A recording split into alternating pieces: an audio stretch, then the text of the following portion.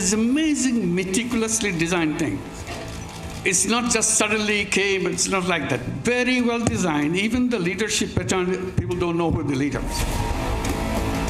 तख्ता पलट के 54 दिनों के बाद ढाका से 7,875 किलोमीटर दूर ये बांग्लादेश के इतिहास का सबसे बड़ा कबूलनामा है। अमेरिका में 15 मिनट के अपने संबोधन में मोहम्मद यूनुस ने बांग्लादेश के 2 बड़े सच दुनिया के सामने रख दिए। पहला, आंदोलन के पीछे की साजिश, और दूसरा, आंदोलन के पीछे कट्टरपंथी सोच।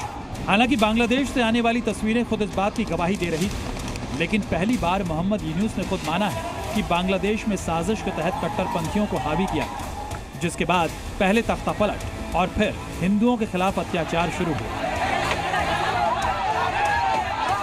दरअसल दुनिया जिसे छात्रों का आंदोलन कह रही थी, जनता की बेचैनी बता रही थी, जिस आंदोलन ने पूरी दुनिया में बांग्लादेश की फजीहत करवा दी, प्रधानमंत्री को देश छोड़कर भागना पड़ा।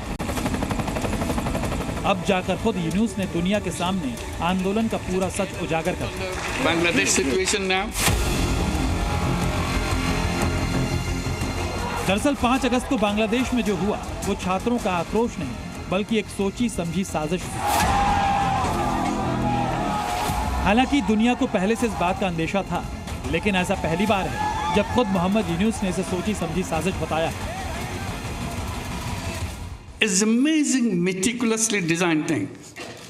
It's not just suddenly came, it's not like that. Very well designed. Even the leadership pattern, people don't know who the leader is. So you can't catch one and say, okay, it's over. It's not over. सुना आपने? मतलब बांग्लादेश में PM house में लूट हो या शेख हसीना को देश छोड़ने के लिए मजबूर कर, ये सब एक साजिश के तहत किया गया। लेकिन बांग्लादेश आंदोलन के पीछे का दूसरा सच और भी चौंकाने वाला है।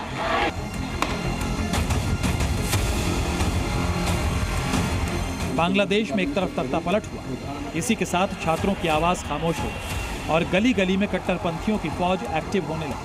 हिंदुओं को निशाना बनाया जाने लगा, मंदिरों और हिंदू बस्तियों पर हमले हुए और अब इन हमलों की पूरी सच्चाई सामने आ गई। He is known as to be the brain behind the whole revolution. So he denies it repeatedly. He said, not me, many others, but that's how he is recognized, that he's the brain behind the whole thing.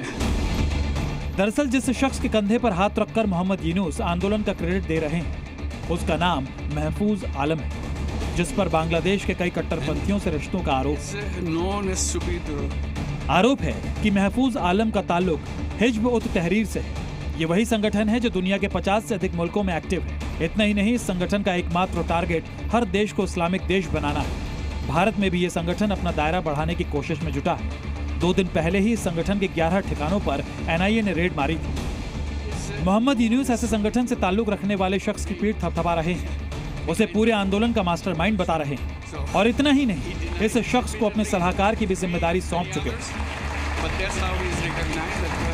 They just look like any other young person. You will not recognize it. But when you see them in action, when you hear them speak, you'll be shaking.